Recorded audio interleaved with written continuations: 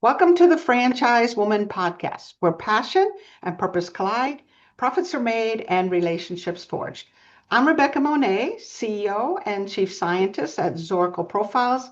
I'm here with my friend, my co-host, community advocate, speaker, author, and entrepreneur, Tracy Kawa.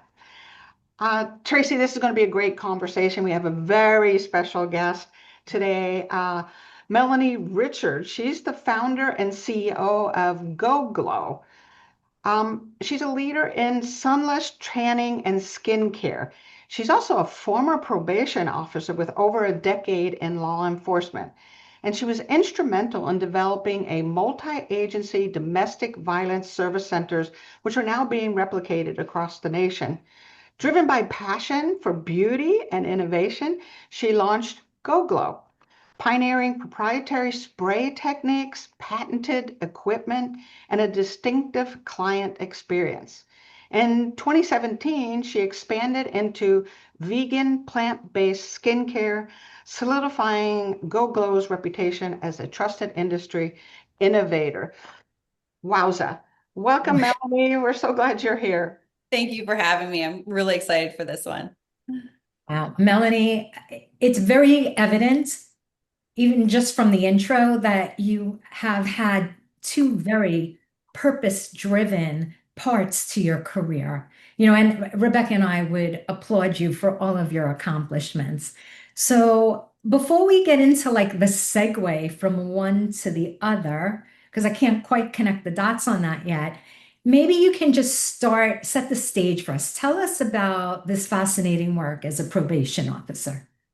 Yeah, I started my career actually in San Diego County. I'm from Minneapolis in Minnesota, and I am here now. But I started out in San Diego working with the 10 to 15-year-old boy unit. So it's a small juvenile population down there, very large correction unit. But from that, it was a great experience being able to work with young offenders, but also a girl from Minnesota thrown into San Diego County. It was a pretty jarring. I enjoyed it. However, I came back. I was recruited back by Hennepin County, which houses Minneapolis in Minnesota. And came in as an adult pre-sentence investigations. And so in the courts, I was investigating domestic violence, any misdemeanor, gross misdemeanor crimes. But what really captured my real passion around the courts and what was happening in family violence and domestic violence is that I would have women who were arrested at the scene using violence against their attacker, basically their intimate partner. And she was being brought in as quote unquote the criminal. And I raised my hand and I stomped my feet and I said, this is wrong. This is wrong. We need to have some other path for these women who are clearly victims of violence. And at the scene, yes, she's heightened. She's going to respond with violence. How better can we serve them? And so with that, I was part of a federal grant under violence against women. And I carved out a position for myself, and it was a direct building a case for battered women. So as soon as any woman was brought into Hennepin County on a domestic violence charge, they were immediately routed to me. I was able to do an assessment and to make sure that, yes, this woman actually needs a type of service or attention. And so as she traveled through the criminal system, I was there to ensure that her safety was first considered, because once we have them as a quote unquote defendant or a criminal, a lot of information just goes straight out as they're routed the typical route. And so through that, I know this is a long-winded answer, but No, it's good. Keep going. I'm fascinated. So through that also, I was given the opportunity to help shape what's called a domestic abuse service center. And with that, the thought process was around how do we enhance safety of victims when they come in, when they need an order for protection. With that, we created a center that had a probation officer, which was me, a city sergeant for the city of Minneapolis police. We have a county attorney, a city attorney, advocates, and also district court writers. So if a woman had presented themselves and said that they need an order for protection, that's an emergency situation, immediately when she comes into the front desk, her name and her abuser's name basically sent out to myself, the police officer, and the attorney. With that, I'm able to take a look across the country on any probation violations we could bring him in, which would then enhance her safety at the moment. So it's not like waiting for a criminal charge. And it sort of took that heat off of her. And so during the process of writing an order for protection, the advocates are in there helping her. We're taking a look at any sort of the criminal justice system that we can use to assist her in that. I was also on the stalking protocol for the state of Minnesota. So we have a full stalking protocol on, depending on what department or what part of the system you're in, how you are to address if a woman is being stalked, if a man is being stalked. How can we, as an intergovernmental agency, basically, how can we all come together and help that situation, because we all know where that can lead to. Wow. Okay, you are triggering all kinds of things in me, Melanie. Years ago, I had a stalker that was threatening me, threatening my children, and at that time, my oldest granddaughter, even my mother. It went on for years. And I filed for a restraining order on this person. But the stalking had gone on so severely, I had to move, change phone numbers, change emails. I would get 70 to 100 calls a day. It was the most horrifying experience I ever went through. And of course, it deteriorated my health, especially my mental health, where I was having anxiety attacks, panic attacks with every phone call. Every time I saw a car go by, I was in no mental condition to stand up against this perpetrator in court. It was so bad that I could not go to court to defend myself, to get that restraining order. My doctor wrote she's not capable of facing this person face to face. She was having panic attacks, but I was not allowed to be represented by someone else. I had to be in court. So what you did is phenomenal, because had someone gone back and checked some records, I'm not the first, I wasn't going to be the last, where someone else could have represented me and gotten that or defended me in some way. So I had to tolerate more stalking simply because I could not be in the same room with him. It would just put me under. So that's a whole lot of yada, a whole lot of vulnerability that I'm sharing. I haven't told that story very often. But do you find that to happen often, where the woman herself is in no psychological position to face and therefore will drop any kind of actions? Yes. In fact, speaking of triggering, that is 100% the fire in my belly about how the system is set up, and the responsibility that we are placing on victims of violence, of stalking, because you get the whole, well, why doesn't she leave? Well, have you ever thought about your life, and have you ever disappeared from your own life? And if somebody is truly, and it sounds harsh, but they're hunting another human, that's what's happening. It is impossible. So what I have always fought for, and what led into me sort of leaving that part of my chapter of careers, but is that the responsibility should not ever be on the shoulders of the person who is being violated, who is being stalked, who is being hunted. That is shameful. They leave plenty of evidence and plenty of things that I don't care if it's a housing authority. I don't care if it's a probation. I don't care if it's a police. They leave all of this behind. It just takes one person, one group, one collaborative to just say, enough, get her safe, and let us put this in our hands, and we will gather the evidence and we will present it. And we multiple times would show up in restraining order court, orders for protection. We would have legal counsel for them, right? They didn't have to pay for that. We'd have legal counsel, we'd have myself, we'd have an advocate. And if it was behind closed doors and that offender was not in that room, that's how we handled it. That's how it's going to get done. And that's what's so hard in this system, and ultimately led to me burning out of it, which is what happens with people who are passionate. What happens with people who want to stand up in a system like that is you basically get burnt out and done. But it is a system that is a criminal justice system, meaning the criminal is the only one who's getting any sort of justice. It is not built for people who truly become victims and dragged into a system. It is shocking, and I feel for anybody who has been victimized because they have no idea about this system until they get into it. They're dragged into it as a victim, and then they think that they're going to get some sort of a justice, and the justice is truly only for that criminal. Yeah. This is stuff that movies are made of, and I could literally sit here all day talking about it. I feel like I'm the bad one because I have to like stop us from like going on about such an important topic. But I've got to know, like, what is the segue? How did you go from this intense career as a probation officer to being the founder of a beauty industry franchise? Yeah, it's unfortunately not a great story of my reason why I had to. I was working in my position at the domestic abuse center, and we had a woman come in who had been raped and assaulted by her partner. And so I issued a warrant for him. He was on probation. He should have been in prison, but he was not. And so we issued a warrant for him. And about a 10-day period had passed between myself issuing the warrant and the end result.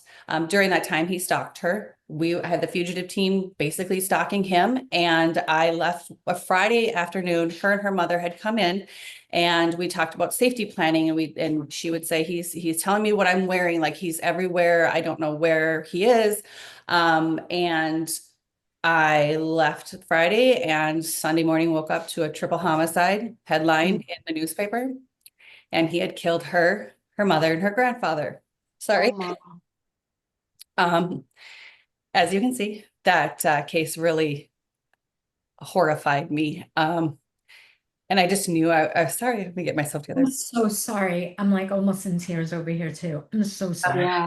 Yeah. This is terrible. I was, moving through my life, and I was getting married, and I knew I was going to have children. And the heaviness, I couldn't, I was fighting every single day, and it was life or death. And, like I spoke to earlier, it's hard to stay in that. No, Right. we're not wired to be fighting every single day, especially in these life and death situations. And you're doing it every day on behalf of many others. Your heart is tender. This massive purpose that you have was driving you, but you also have to take care of your own health and your own well-being, especially now that you're getting married and planning on having children. You can't be under that much pressure. So I can fully appreciate having, to some degree, been through what you had, that you can't always be at war. You just can't always be at war. And that's really what it was. And sort of, that case, because I would have to be called to testify, I had to be sent to PTSD. And so I went to therapy for PTSD so that I would be able to, I would be able to be a, yeah, exactly. And, through that, I just, they're asking what other things are you interested in? And I was interested in beauty, and I was thinking about makeup artistry. And so there's a Veda Institute, which is headquartered in Minneapolis. And so I was able to go to their estheology program. And to me, it was more therapeutic. It was to be around other creatives. It was to be around things that I loved. I love skin. I love beauty. And so I did that. At the same time, I was still working full time. So I still managed, to have that career. But I had an outlet. And so when I graduated, sounds very, these are just how these things happen, but I was looking for a spray tan because I am extremely lily white, and I wanted to go where I was going to Mexico to go celebrate, my graduation from Aveda.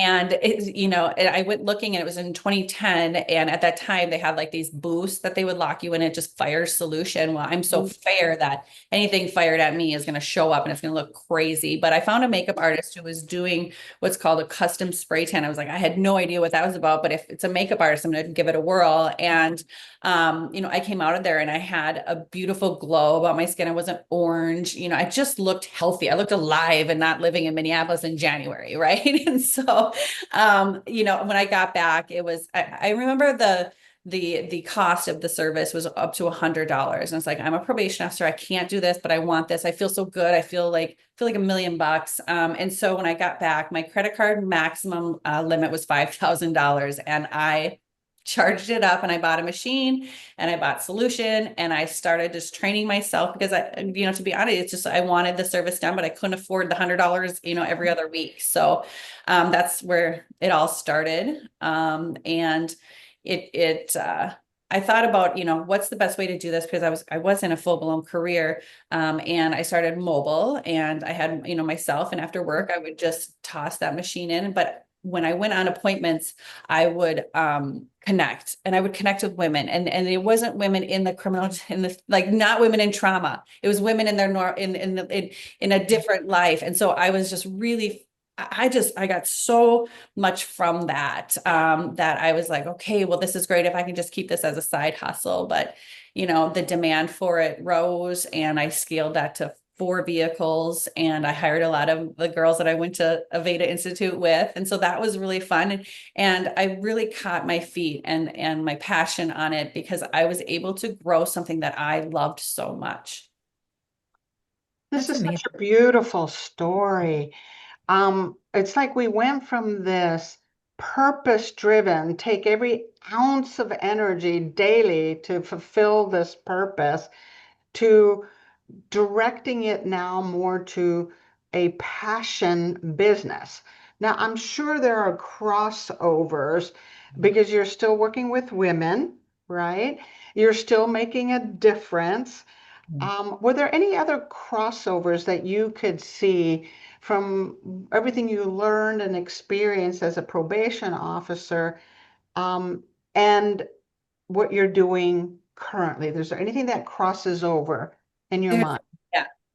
For me, everything that I learned, and being in a heavy advocacy for women, and understanding sort of it's a plight, really. We have a lot of responsibility on women in general, but now to move to, being the leader of a franchise system, who really, we have a lot of amazing women working in, whether it's the spray techs who are providing the service in our salons, all the way up to new franchise owners.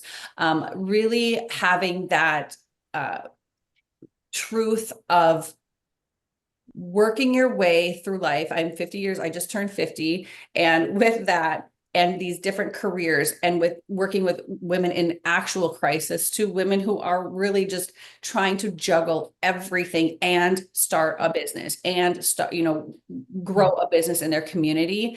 I like to think that, I am a good gauge of being able to recognize, some of the, ongoing concerns, or with balancing. I've balanced my entire life, a whole lot of responsibility and different aspects that, I'm very happy to be able to be in a female dominated, not only industry with spray tanning, but the entire GoGlow structure is, we have one, Brian is his name. He is our new accountant, but we have one male in the business, but we just really thrive on supporting one another. So So beautiful. first of all, you look fabulous for 50. Thank you. It's the no sun. And just to build on Rebecca's question about the crossovers, I was thinking earlier how, in advocacy, you had to coordinate so many moving pieces and moving parts. So where is it that you had to implement that skill as well in Yeah. Go? Yes. And that is also, coming from working in systems and processes and the legal system and all of that, and making sure, I believe for me, a lot of success is in systems and systemizing things, and making sure that, the roadmap, whether it be the roadmap that we're working with a woman who is trying to find safety, or the roadmap of this is the structure of a business, these are the lanes, having clarity around everything and building those systems for me, is where I find peace, which is kind of contradictory to building anything, or being a part of something that's like an emerging brand. Or honestly, being in my brain as far as peace, because I am constantly obsessed and constantly thinking about GoGlow and process and how we can do this and when we can do this. And 3 a.m. I'm like, oh, that's the thing. That's, the two lanes of my brain of wanting those systems and really curating, seeing problems, problem solving, all of that. But tying that in, no, it's not it's not violence, but there is a heightened respect and responsibility to people who are investing in the system and my brand. It's the same level of care and respect. It certainly is. The other thing that popped up in my mind as Tracy was asking that question, Melanie, is you were doing everything possible to provide safety for these women. You're just providing safety in a different way. A financially independent woman has options, has choices, right? And of course, expressing herself that way by having these wonderful systems in place will allow her to have the kind of freedom, safety, success, community, right, that you've created for them. So there's a lot of crossovers in what you are doing. So I actually had a question around the business itself, this tanning industry, and some of your patented techniques and the vegan products. Can you talk a little bit more about that? Yeah, the self-tan spray tan industry has been around for about 30 years. I got into it 15 ago. And when I did, I was using everything that was available over the counter, large quantities of solutions. And so through every single step of a spray tan or providing a spray tan, I just kept seeing where the industry is so subpar, right? And so it went from the solutions that were going on the skin, the high alcohol content, the drying of the skin. There's a very large percentage of people in spray tanning who will just put the solution on the body. They don't care what it is, grab the money for the service and go. For me, it was like, absolutely not. If this is going on my skin, I want to know what's in it. I want to know that in fact is the best thing. And so when I started making money at my first storefront, I started to do that. I found a chemist who specialized in working with DHA, and DHA is actually just a sugar beet molecule that they remove, and that works with the proteins and acids on your skin and oxidizes and browns the skin cells. So it's an actually natural occurrence that's happening on your skin that's browning those skin cells. And wrapped around that, on our solution, on my solution that I have that's proprietary, is that I want this to be a skin treatment. I want it to be nourishing. I want it to be, if this is going to be on my skin for, 3 to 24 hours, what is it doing? So it's packed full of antioxidants, anti-inflammatories, all of the, hemp seed oil, just nourishing ingredients that everybody deserves better. And that's where we built those solutions. And then after I got done with the solution, I was like, but wait, I want to do moisturizers. I want to do tan extenders. And so the same thought process around on, I want it to be vegan, plant-based. I want it to be made in the United States. I want the best ingredients. And so I was able to really immerse myself and come up with our skincare line that complements with or without a GoGlow, because it's all about healthy skin with GoGlow. That's so great. That That's is it. so I just great. didn't stop. I just don't stop. I don't know if there's a thread here, but I just don't stop. And then, with the equipment, I just did get a patent. And do you know that I think it's maybe 1 or 2% of all patents ever issued are to women? It's just shocking. Wow. Yeah. So we have another woman patent owner. I'm really excited. It's right over here. Just got that in December, and that is for an air filtration system, because when we are spraying the spray tan solution, the FDA has approved it for cosmetic. They have not approved it for inhalation. And then again, I started looking around and said, oh my gosh, nobody in this industry is even caring about what the tech is breathing in, what the client is breathing in, and, put in a ton of time and an ungodly amount of money, engineering an overspray booth that when our clients are in it, it immediately pulls the air, it pulls the solution to the body and into filtration. And so that's why, like, when you walk into a GoGlow, which is totally unheard of, is that everything is white. It's white because I like that flex of like clean beauty and then also clean air. The industry, any other person spray tanning, they're usually in the back, closet of a salon, and it's brown. And it's brown because they have solution all over their walls. They have solution everywhere. So I'm just like, every single pain point I wanted to pick off, and I want GoGlow to be that that first spray tan salon in the industry to capture the flag and say, these are the standards you should all literally look for and demand. You need to demand clean products. You need to demand clean air. You need to demand that they care about not what's going on in your skin, but also what you're breathing, and that your skin needs to be healthy. And so the whole thing about GoGlow is it's a skincare company and a spray tan salon, kind of all wrapped in one. So how many units do you have now? Where are you looking to go with the brand? And what do you think is one of the largest, most important characteristics that you look for in a potential franchisee? Yeah, so we started offering for franchise GoGlow in July of 2023. Our first storefronts got open, I want to say October of 2024. And so right now we have 20 doors open. Yes, and it was interesting because they kind of across the entire United States, there isn't one area that's more dense with it.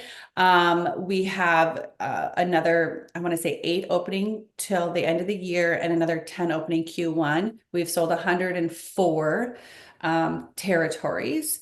And most of our owners, they buy 3. So we're lucky to keep the owner count down. And so it's more of a tighter group who's really understanding of an emerging brand, which is very important when you're looking for a franchise.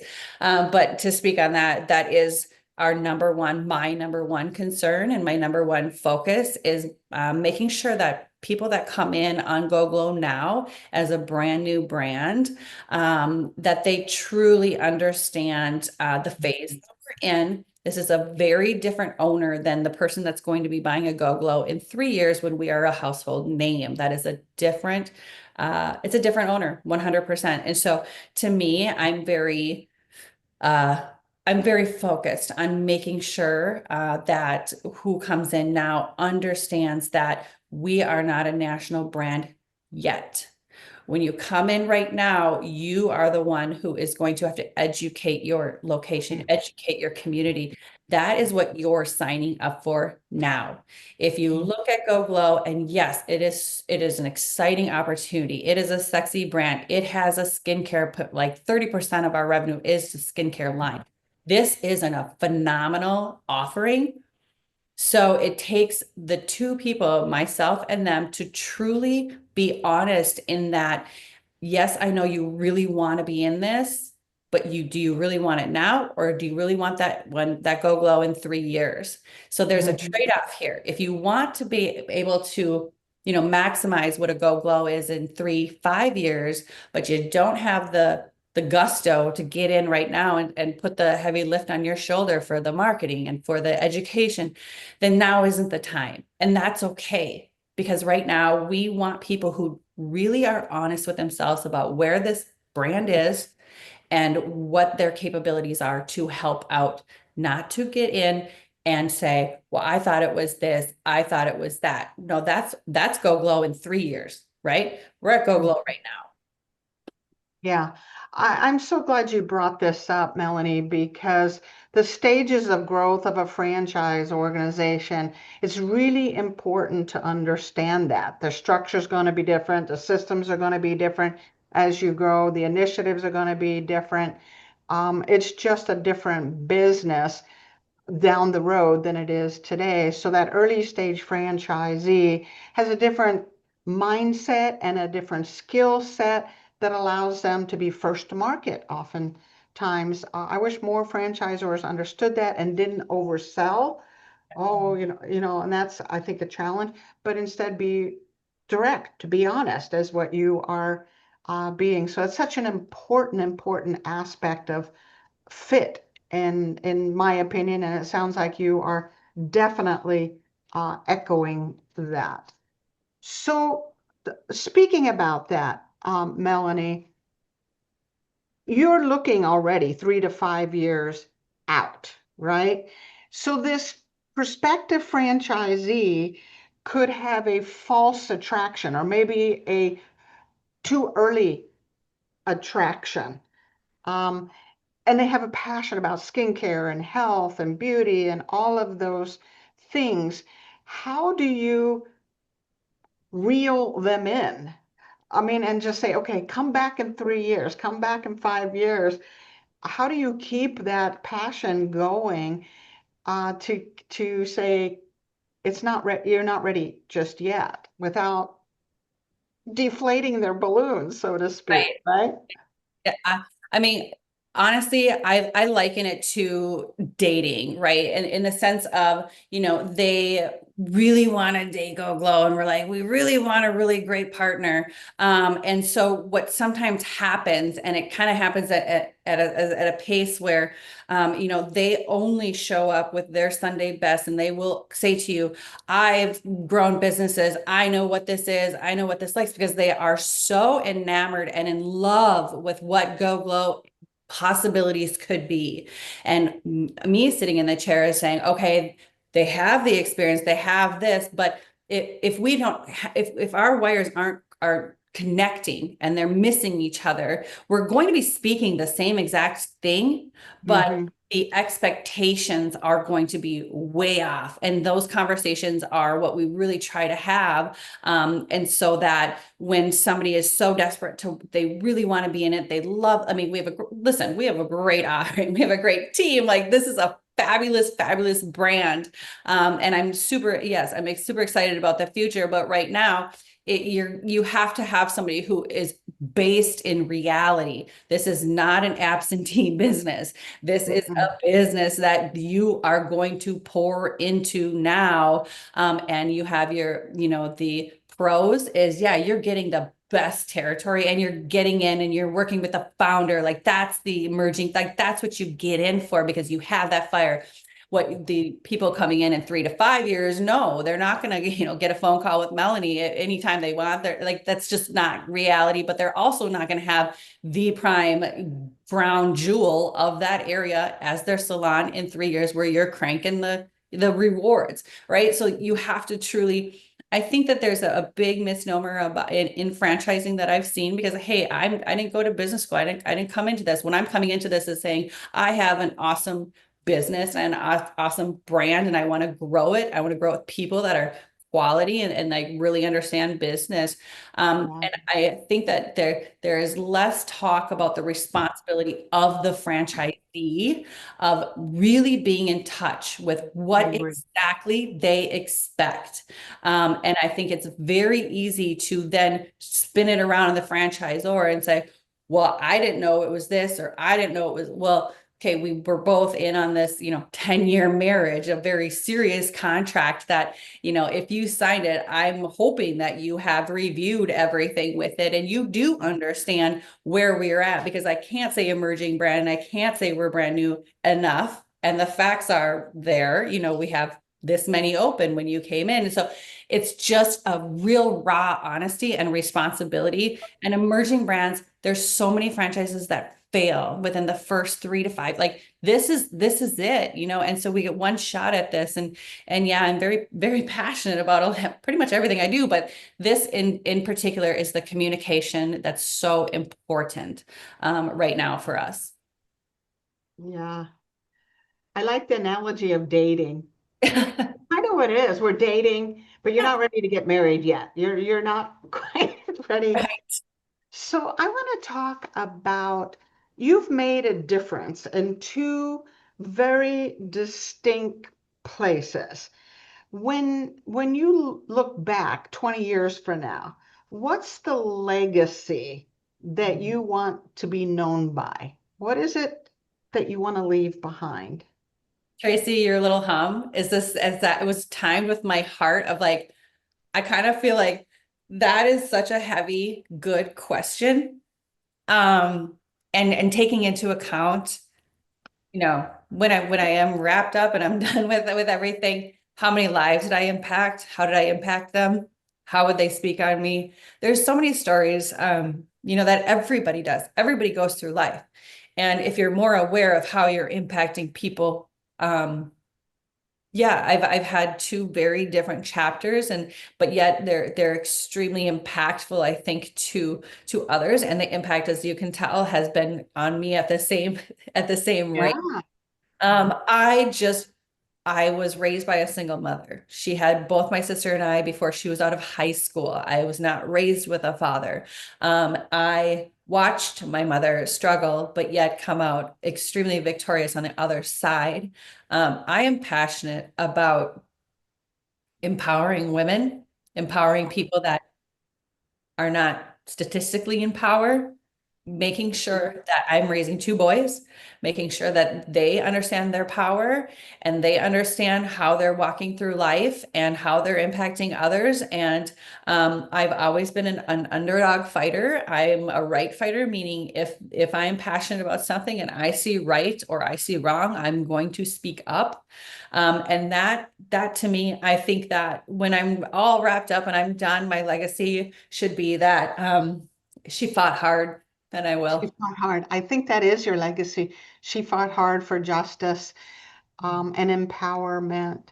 So we only have a few minutes, and Tracy, you were right. We could have this conversation for hours and hours. Um, so I can see that is your current legacy, and it'll be even bigger as time goes on. So how do you take that? I want to empower that spirit of empowerment that GoGlow was founded on, and make sure all of our franchisees are looking at it the same way and providing that kind of consistency of a message. How do you make sure our franchisees are fully bought into that and executing on this idea of empowerment? Yeah, that and to me, that is, I wouldn't say that I have planned out for that as well. You know, I'm completely honest in the sense that I think that people like me who have that I know that deep sense of responsibility. Sometimes we have a harder time. We think everybody is like us or everybody thinks like Mhm. us. And so sometimes it's hard for myself because I will just take for granted, oh, of course they think this, of course they think that. And so being able to keep open communication and we have a learning management system, which is called the Glow Up. Of course, everything was with Glow, but making sure that I'm always that I'm on that and that you know, we continue to really get back to the basis of what GoGlow is and why it is, and that our clients that walk through that door, every single one, I've said this the entire time, like that every single that's a blessing that has just walked through your door. That is even it's a Tuesday at 4 o'clock. That client right there is a blessing, and that they chose you. They chose GoGlow, and so every single client interaction is so important in making people feel welcome, comfortable and good and walking out feeling awesome because I think we've lost that whole thing in customer service and people choosing businesses. Like it used to be so much different back in the day. Now it's just like rip them through, da da da da. And I'm just like, no, if somebody's gonna walk through our door and they're gonna spend 20 minutes with us, we're gonna make them feel awesome. And that's just bottom line. And that to me is, empowerment, and it makes everyone feel good. But at the same time, it's impactful throughout the community, because that one person had such a great experience with you. They're going to tell 5 different people, like, you have to go into GoGlow. I felt this. They're so welcoming. They're so kind. And then we're also in a body business, and there's just a lot of opportunity with GoGlow to be able to pour into others. Yeah. Love it. Love it. Really fascinating, It is incredible fascinating. doing, and just the So, continuous involvement. yeah. And Melanie, how would folks get hold of you and learn more about Yeah. GoGlow? We are at goglow.co, not .com, and mel@goglow.co. Of course, you can email me anytime.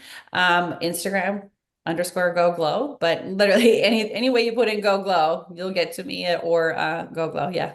There's someone on your team. I want to thank you for being here, Melanie, and for allowing us to really get to your heart. Um, this is more than just a business and a way to create profits. There is a deeper drive behind this, whether it's around empowerment and justice and purpose and all of it. You are embodying that. And I'm sure as a leader, your franchisees and your team are seeing that. And I'm really looking forward to your growth. I'm going to vicariously live through you, and I'm going to be standing back and observing you. So you are such a blessing, and I really appreciate you coming on the show today. Thank you. That was, sometimes it's not the reward you look for, but to be seen and heard, it really feels amazing. And thank you for that. And Tracy, I'm gonna send it over to you for your wonderful final words on your thoughts on GoGlow, and of course our wonderful guest, Melanie Richards. yeah, Rebecca, you usually send it over to me at the end, and it's like I've had a couple of realizations throughout that I've just been sitting here thinking about and just wanting to share in the middle, right? So, yeah, Melanie, obviously you empower women, but it's more than that. And yeah, it's about sustainable products. And it's more than that, right? And you create peace and you create order out of chaos with your systems and your processes. And it's still more than that. But and it's about responsibility, which glossed over, but it was such a surface gloss. But I want to share a story really, really quick. So many, many moons ago, I don't know if you or our listeners know about the Kitty Genovese story about a woman, and this is a very appropriate for your past in probation. A woman was attacked maybe in a courtyard with onlookers, and everyone thought someone else was going to call the police, say something, do something, put a stop to it. No one did. And the thing is that it really hit me like a ton of bricks, like in the middle of this interview, that you are, as Rebecca said, the embodiment of responsibility. The buck stops here with Melanie. Yes. Melanie is going to be, and no, this is not the victim.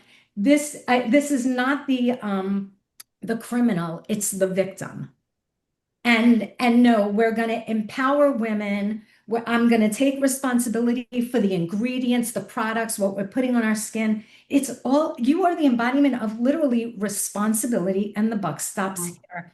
And that to me is a characteristic that you take with you no matter where you are. You could put you in the Sahara Desert, you're going to find a cause because the buck stops here. So I really applaud you for that, and just the impact that you've had on so many people, and just continue doing what you're doing, because God is blessing every move. God is definitely blessing you. Thank you. Wow, that was powerful, Tracy. Thank you. That is exactly what Melanie is. Again, Thank you for being here, and thank you to our listeners today. Make sure to like, comment, and share Melanie Richards' interview today. And of course, we'll see you on another episode of the Franchise Woman podcast, where passion and purpose collide, profits are made, and relationships forged.